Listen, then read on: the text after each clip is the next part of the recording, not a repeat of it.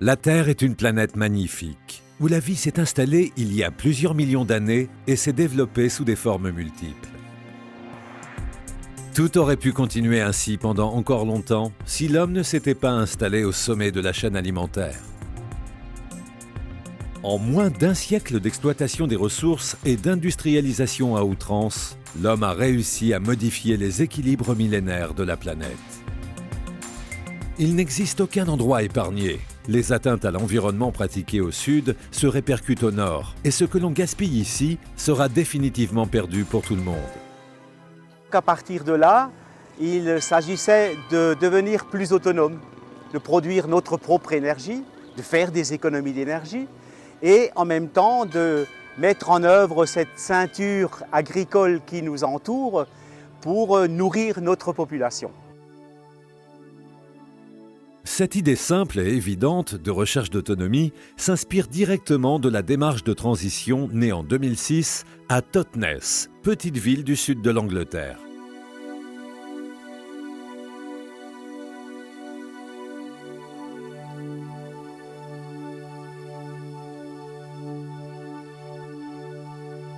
Ungersheim, petit village alsacien, a engagé plusieurs actions allant dans le sens de la transition. 21 actions qui sont développées sur la base de l'autonomie intellectuelle pensée par nous-mêmes et l'autonomie énergétique ainsi que l'autonomie alimentaire. L'autonomie intellectuelle s'acquiert par l'écoute et la parole. À Ungersheim, ces échanges s'établissent de façon innovante. Au début de l'année 2012, des étudiants de l'Université de Haute-Alsace sont venus dialoguer avec des habitants de la commune sur le thème de la nature à Ungersheim. C'est vrai que c'est étonnant au début, mais ça a été très bien accueilli en fait, par les habitants. Ils ont tous apprécié cette démarche.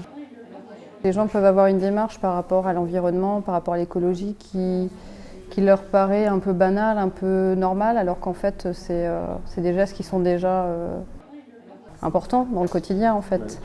Le village en transition, justement, est-ce que c'est quelque part une espèce de retour en arrière ? C'est une continuité de ce qu'on nous a donné dans notre enfance, de pouvoir faire quelque chose avec rien ou avec peu. Souvent, c'était même un peu un récit de vie parce qu'ils nous expliquaient comment ils étaient arrivés à Ungersheim, depuis combien de temps.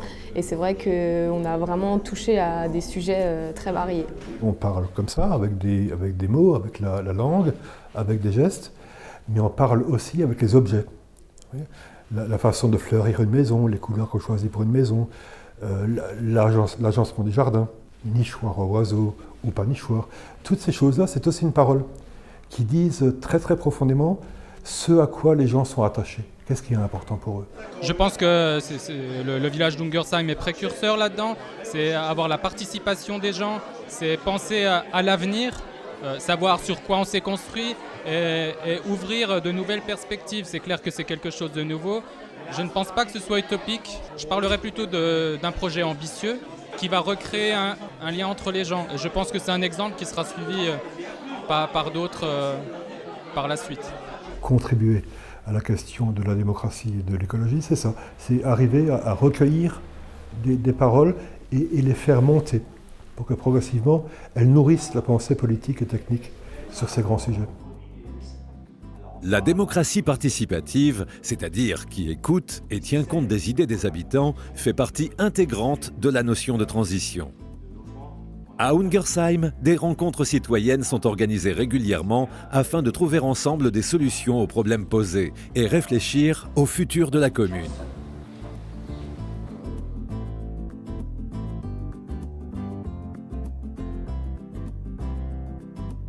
Qu'il s'agisse d'alimentation, de produits et d'équipements de la maison, nous avons tous le pouvoir de consommer de manière raisonnée et durable. Notre but, c'est de favoriser les ventes des producteurs du Sud dans le cadre du commerce équitable, en sachant que nous travaillons avec des producteurs d'Afrique, d'Asie, essentiellement d'Inde, du Vietnam et d'Indonésie. Le commerce équitable permet aux producteurs du tiers-monde de vivre décemment de leur travail et d'envoyer leurs enfants à l'école. Il faut savoir qu'un enfant de la naissance à 2 ans et demi va consommer 4000 à 6000 couches jetables, ce qui représente environ 1 tonne de déchets. Pour vous faire une idée, c'est 35 mètres cubes, ça remplit une chambre d'enfant du sol au plafond. Alors avec les couches lavables, il suffit d'avoir 15 à 20 changes pour arriver à tourner, à longer son bébé de la naissance jusqu'à la propreté. Et en plus, elles vont pouvoir être biodégradables en très grande partie, donc à leur fin de vie. La reconquête des goûts, la lutte contre le surpoids et ses répercussions sur la santé se pratique lors des goûters pris à l'école. Ainsi, Olivier Goutleben, arboriculteur, fournit les pommes pour l'opération Un fruit pour la récré. Les enfants des écoles peuvent déguster un fruit ou un légume local, de saison et bio.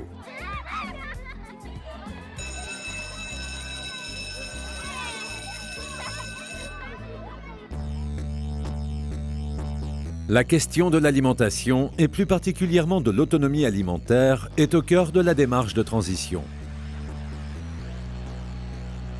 Cette alimentation mieux évaluée dans sa partie protéique contribue à diminuer l'élevage intensif. Elle est basée sur une production locale et saisonnière.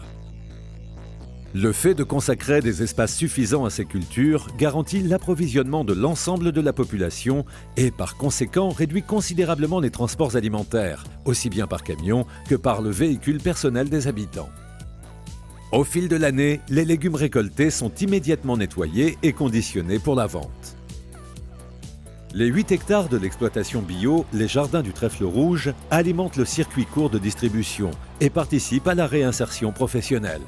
On a commencé avec une équipe restreinte d'une douzaine de personnes qui actuellement a déjà doublé. Une grande partie de notre équipe est constituée de personnes de passage qui passent des périodes plus ou moins longues et qui profitent en fait de notre exploitation pour remettre le pied à l'étrier d'abord et se restructurer pour se préparer au travail parce que je pense que c'est en travaillant qu'on réapprend à travailler.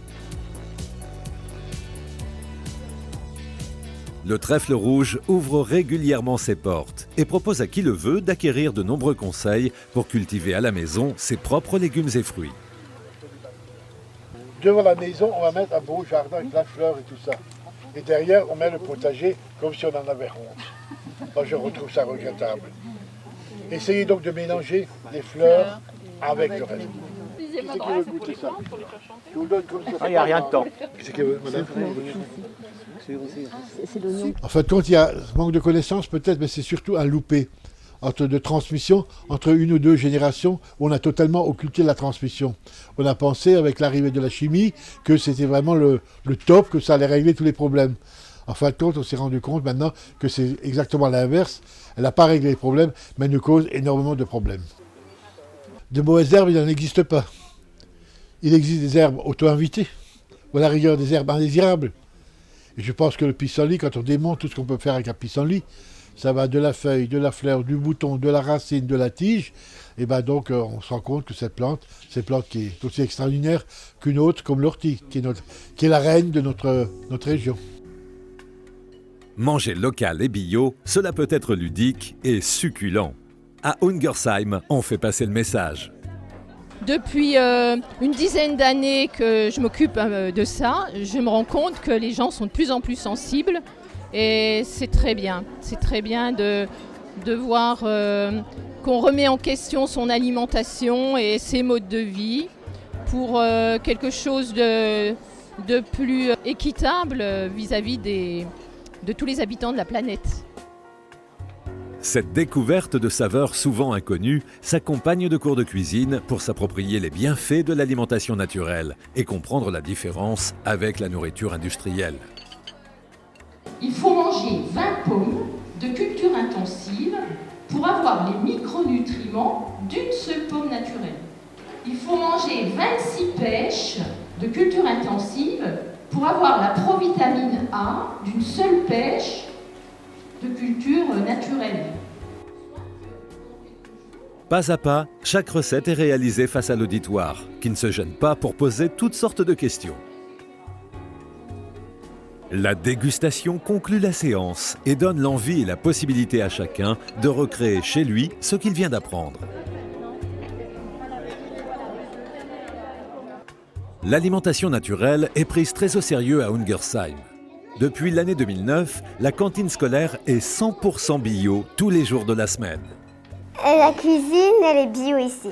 En entrée, on avait mangé de la salade de carottes. Je trouve qu'ici, il y a plus de goût que dans les fruits et les légumes qu'on achète par exemple au supermarché. Le conseil municipal d'Ungersheim met en place une filière d'excellence, la graine à l'assiette. En créant une exploitation maraîchère suscitant l'émulation à la conversion bio chez les agriculteurs locaux, en construisant une cuisine pour la restauration scolaire, en lançant le projet d'une conserverie, d'une malterie, d'une épicerie gérée par une coopérative d'intérêt collectif, la filière procurera un travail non délocalisable à plus de 50 personnes. Lentement, mais sûrement, au rythme du pas de Richelieu, le cheval communal Ungersheim poursuit sa transition. Ancienne cité minière, Ungersheim prend à bras-le-corps l'avenir des 11 hectares de son ancien carreau minier pour le reconvertir en territoire des natures et des cultures. Celle-ci inclura la maison du même nom, l'exploitation maraîchère, un jardin verger-école, un plan et un cours d'eau, un promontoire et un sentier pédagogique. La ville soutient également le projet Domaine Nature, dont l'objectif est de dédier un espace de vie commun entre personnes handicapées et valides. Jean-Claude Mensch, le maire d'Ungersheim, nous a présenté plusieurs terrains et puis on est tombé sur un terrain qui s'appelle le Terril Alex et qui me paraissait suffisamment grand. Il faut un lieu d'habitation, un éco-hameau. Là, on vise en gros une vingtaine d'appartements. Après, il nous faut un lieu d'activité de plein air, d'activité de sport et nature, un centre équestre avec une base thérapeutique. À côté de ce site, on souhaiterait avoir une ferme pédagogique. On a un concept novateur, on a d'ailleurs eu le trophée de l'innovation sur ce concept-là. Ungersheim se prête très bien à la situation. On est tout près de l'écomusée d'Alsace. L'autonomie passe par la production locale d'énergie. C'est ici le cas avec la mise en place de panneaux solaires sur le toit de la piscine municipale. Dès qu'il y a du soleil, dès que la température des capteurs dépasse de 5 degrés, la température de l'eau du bassin, c'est-à-dire environ 33 degrés, on commence à injecter dans l'eau du bassin. Dès qu'on a satisfait les besoins de l'eau du bassin, on injecte dans l'eau chaude sanitaire. Ça évite de rejeter dans l'air à peu près 21 tonnes de CO2. Le village d'Ungersheim s'est également doté d'une chaufferie bois qui alimente 7 bâtiments situés immédiatement à proximité. En dehors des périodes de grand froid, cette chaufferie bois se substitue aux installations fonctionnant au gaz.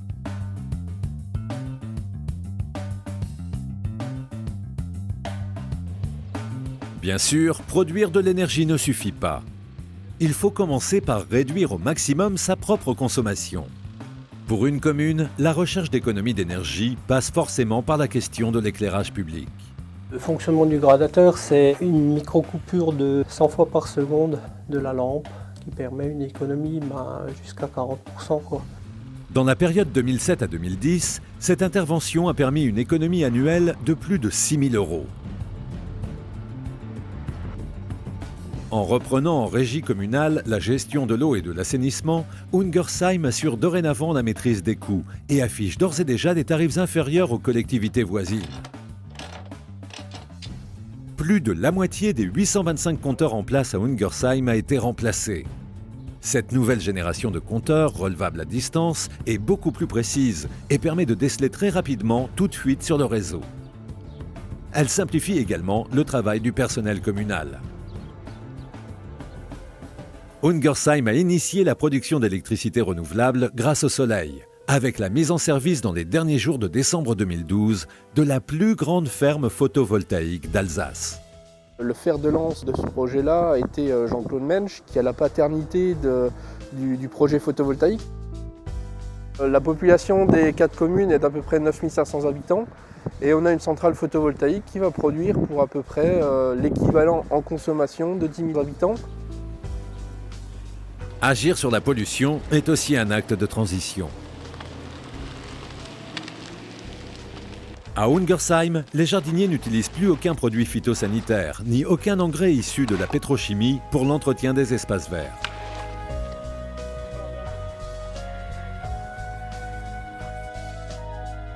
Il en est de même pour l'ensemble des produits de nettoyage. Les anciens produits chimiques ont tous été remplacés par une gamme certifiée écologique qui, cerise sur le gâteau, s'avère tout aussi efficace avec la toxicité en moins.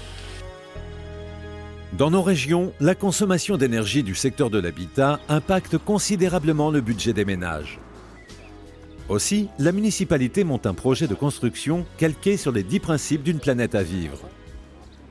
L'objectif principal tend vers un habitat zéro carbone par la réalisation d'un éco-hameau d'une dizaine de maisons passives. Le projet architectural vise à donner à chacun ce dont il a besoin de façon individuelle. C'est des différents foyers. Comme c'est un projet de vivre ensemble, donc c'est un projet collectif, bâtiment très basse consommation, mixité générationnelle, et puis aussi tout ce qui tourne autour de l'utilisation de ce bâtiment et de sa conception. L'aspect énergie, c'est seulement un volet. L'autre volet, c'est aussi le volet social. C'est-à-dire l'envie de partager quelque chose dans un monde très individualiste. Le 13 juillet 2013, c'est-à-dire la veille de la fête nationale, Ungersheim lançait sa monnaie locale, le radis. Le taux de change est très simple. Un radis vaut 1 €. Cette monnaie n'a cours que sur le territoire de la commune. Son objectif est de favoriser le commerce et les artisans du village.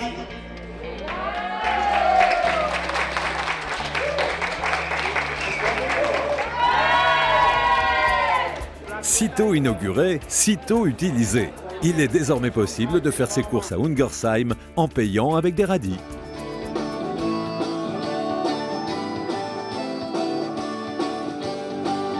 La transition va nous faire croire qu'on va quitter un monde pour entrer dans un autre. Et que demain, il y aura un monde tout à fait différent. C'est pas vrai. Les choses se font progressivement et on est aujourd'hui dans une culture différente, voilà, qui est la nôtre aujourd'hui, simplement. La transition intrigue et attise la curiosité des médias, qui viennent nombreux voir ce qui se passe dans ce petit recoin d'Alsace. La transition, c'est la capacité que nous développons à réagir aux crises. La résilience. C'est inciter à agir ensemble pour une vie plus respectueuse de l'homme et de la nature. Notre engagement conduit vers le développement d'une économie locale moins dispendieuse et plus fraternelle, créatrice de richesses et d'emplois non délocalisables. On aimerait bien que ce soit quelque chose de fédérateur et quelque chose qui pourra donner des idées à d'autres gens dans d'autres communes. La commune d'Ungersheim joue le rôle de pionnier et les expériences qui sont menées ici peuvent donner des idées à d'autres et demain voir ce modèle se généraliser sur l'ensemble du territoire. Les initiatives à la fois simples et durables, qui sont synonymes de modes de vie plus reliés et plus enrichissants, sont aisément reproductibles sur d'autres territoires.